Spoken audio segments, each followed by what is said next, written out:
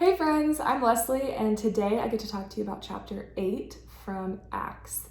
Reading through Acts has been an absolute adventure. I have been just in awe of God and of the people of the early church. In chapter 8, they're coming off of this brutal killing of Stephen, and they are facing more intense persecution than ever before from Saul and all throughout Jerusalem.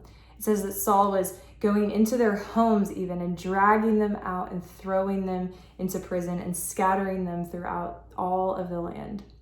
But this one line struck me though in verse 4, and it says, "And those who were scattered went on their way, preaching the word."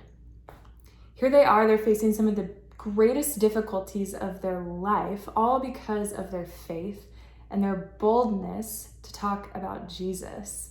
But yet, when they are faced with imprisonment and even death, it says they went on their way. Later in verse 26, it says, "An angel of the Lord spoke to Philip and said, 'Get up and go.'" And then in verse 27, "So he got up and he went." This inspires me.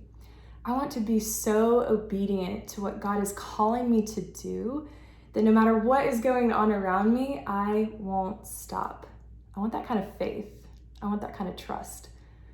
And the amazing thing is that then throughout the rest of chapter 8, and I'm sure we'll get to see even more, is that we see the effects that the apostles' commitment to what God is calling them to do is already having all throughout their land.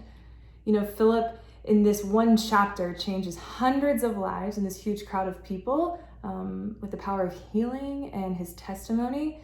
Then he goes on and he changes the life of a sorcerer who had an effect on a ton of other people in a bad way. He changes his life and he baptizes him. And then he goes on and shares the good news of Jesus with an Ethiopian guard. It goes to show you that just when we are following God and with the help of his Holy Spirit in us, that there's no situation that is too big or too impossible for God. Friends, I hope this encourages you. Make sure to leave some comments below of what you thought from today's chapter and leave some encouragement for each other. I love you guys. See you later.